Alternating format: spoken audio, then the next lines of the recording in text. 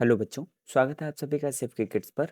और आज की इस वीडियो में हम लोग कक्षा 5 की जो आपकी हिंदी की बुक है कलरव उसका पाठ 19 पढ़ने वाले हैं, यानी लेसन 19 पढ़ने वाले हैं। यहाँ आपको लिखा हुआ दिखाई दे रहा होगा 19, तो ये लेसन 19 है यानी पाठ 19 है। पाठ 19 में आपका जो पाठ है उसका टाइटल यानी शीर्षक है किन्नौर देश की ओर। ये पाठ का टाइटल यानी शीर्षक है, तो हम सबसे पहले इस पाठ को पढ़ेंगे। उसके बाद इसके जो प्रश्न होंगे उनके उत्तर भी हम लोग करेंगे। तो आइए इस पाठ को पढ़ें। हम इस पाठ को पढ़ना प्रारंभ करें उससे पूर्व आप सभी लोगों से विनम्र अनुरोध है कि अगर आपको वीडियो अच्छा लगे तो आप लोग वीडियो को लाइक कीजिए, चैनल को सब्सक्राइब कीजिए और साथ ही साथ कमेंट बॉक्स में अपनी प्रतिक्रिया अवश्य दें। रामपुर हिमाचल प्रदेश में स्थित से 17 मई को प्रस्थान किया। यद्यपि मेरे पास एक ही खच्चर का सामान था, किंतु पहाड़ में अकेला खच्चर ले नहीं जाया जा सकता, इसलिए सामान के लिए 2 खच्चर और सवारी के लिए एक घोड़े का प्रबंध किया था। अभी कुछ ही दूर गए होंगे कि घोड़ा थमकने लगा। साथ चलने वाले लड़के से पूछा, घोड़े की पीठ कटी तो नहीं है? लड़के ने पहले इधर उधर करना चाहा, किंतु जोर देने पर बोला, हाँ पीठ कटी है। मैंने घोड़े को लड़के के हवाले करके कहा, इसे तुरंत अस्तबल में ले जाकर दूसरा घोड़ा बदल कर ले आओ, मैं गौरा में प्रतीक्षा करूंगा। 3 साढ़े 3 घंटे में गौरा डाक बंगले में पहुंच गया। गौरा रामपुर से 2500 फीट से अधिक ऊंचा है, इसलिए रास्ते में चढ़ाई भी पड़ी। 2-3 घंटे घोड़े के आ जाने की पूरी उम्मीद थी, किंतु घोड़ा कहाँ आने वाला था। रास्ता भी कड़ी चढ़ाई उतराई का था, धूप भी तेज थी। मत पूछिए अंतिम 4 मील ने क्या गति बना दी, किंतु हिम्मत छोड़ने की बात ना थी। रास्ते में मुसहरी नारियां डांडे पर के किसी मेले से खूब बनी ठनी लौटी आ रही थी। कोई गीत गा रही थी, किंतु यहाँ देखने सुनने के लिए दिल कहाँ था। आगे बढ़ तो रहा था, किंतु हर पाँव घंटे पर जान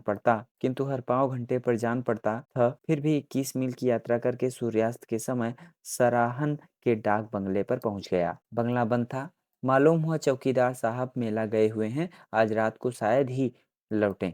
खैर कोली बूढ़ा कुछ बीमार था, इसलिए वह मेला न जा सका था। नहीं तो उस थकान में 7,000 फीट की ऊंचाई पर रात में बाहर घास पर बैठना बहुत प्रिय नहीं लगता। बूढ़ा कहीं से कुर्सी ले आया। पूछताछ करने पर मेट के पास चाबी निकल आई। थोड़ी देर बाद दौलत राम भी खच्चरों को हाके आ पहुंचे। जान पड़ता था वह हमसे भी अधिक थके मांदे हैं। दोपहर को छाछ भर पिया था, इसलिए भूख तो लगनी ही ठहरी, किंतु इस समय थोड़ा लेट जाने का ख्याल था।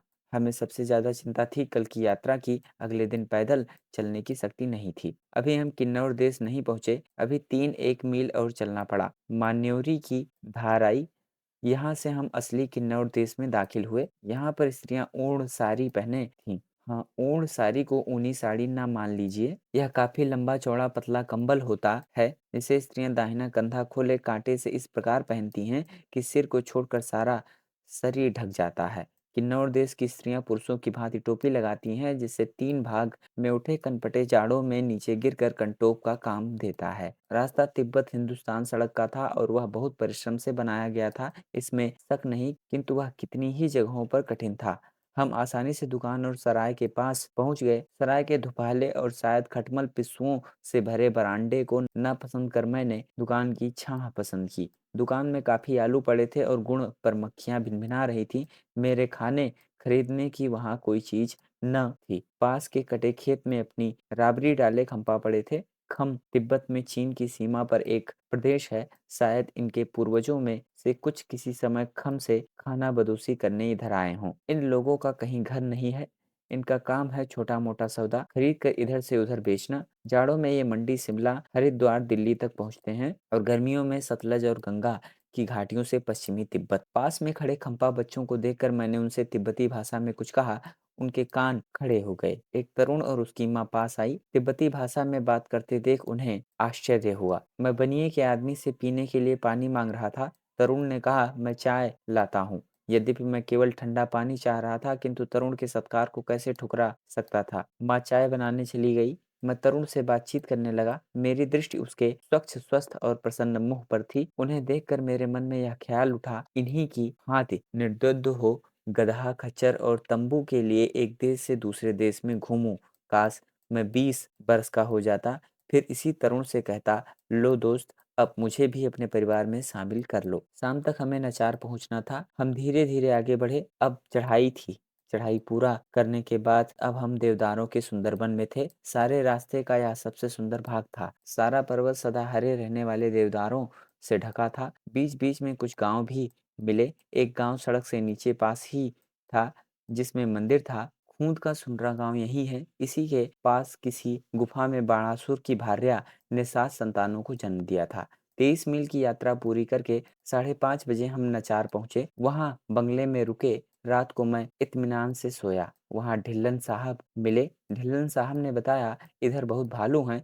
वह आदमी को कम किंतु गाय भेड़ बकरी को मारकर खा जाते हैं। ज्यादातर काले भालू हैं, किंतु ऊपर कंडों से भूरे भालू भी सुने जाते हैं। देर तक दिमाग तरह तरह के विचारों में डूबा रहा कि यह घोर जंगल है। यदि भालू इधर आ जाए तो अंत में नींद आ गई। भालू सपने में भी नहीं आए। सवेरे हाथ धोकर ढिल्लन साहब के यहाँ चाय पी।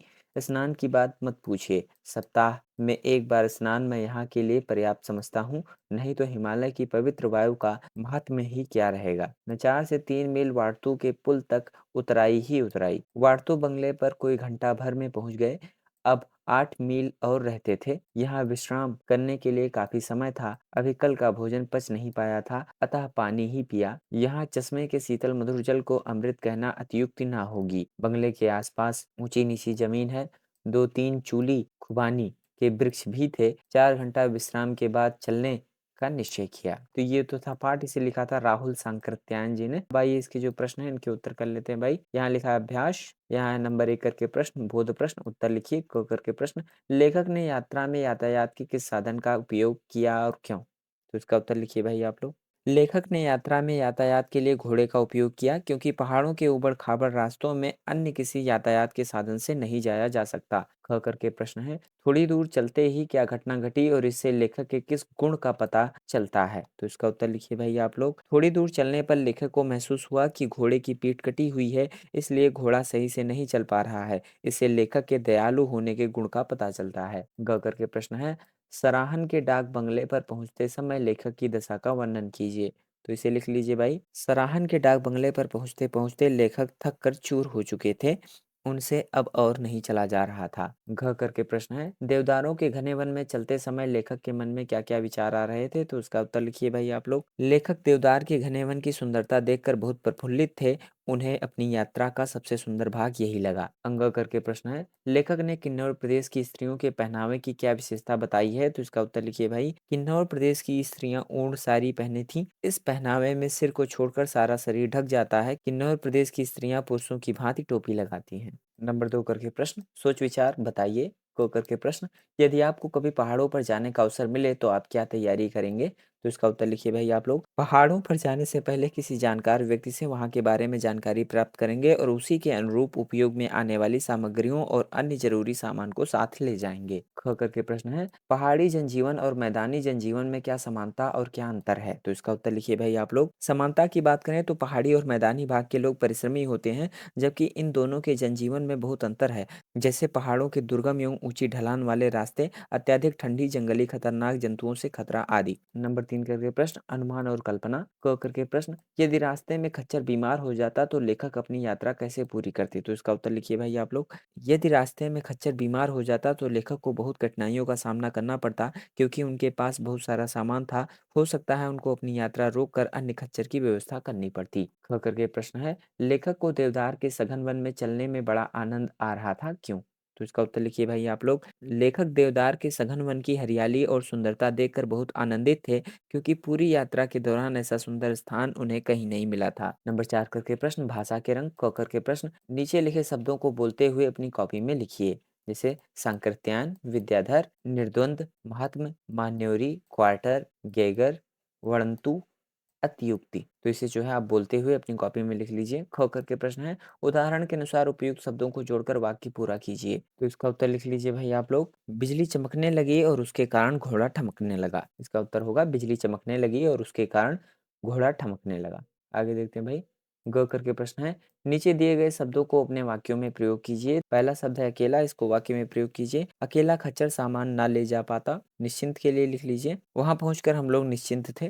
विश्राम, विश्राम के लिए लिख लीजिए, थकान अधिक होने के कारण विश्राम करने का मन कह रहा था। अभ्यस्त, अभ्यस्त के लिए लिख लीजिए, पहाड़ पर रहने वाले लोग अभ्यस्त थे। हिमालय, हिमालय के लिए लिख लीजिए, हिमालय की सुंदरता देखकर मन प्रफुल्लित हो उठा। घ करके प्रश्न है, नीचे दिए गए वाक्यों को ठीक करके लिखिए। पहला वाक्य ये है, तो पहले वाक्य के लिए लिखिए भाई आप लोग, पहाड़ में अकेला खच्चर नहीं ले जाया जा सकता। ये दूसरा वाक्य है, दूसरे वाक्य के लिए लिख लीजिए मालूम हुआ चौकीदार साहब मेला गए हुए हैं। और ये तीसरा वाक्य है, तीसरे वाक्य के लिए लिख लीजिए हम धीरे धीरे आगे बढ़े। अंग करके प्रश्न है, पढ़िए समझिए और करिए ऊंची और नीची, ऊंची नीची, आगे और पीछे, तो यहाँ लिख लीजिए आगे पीछे।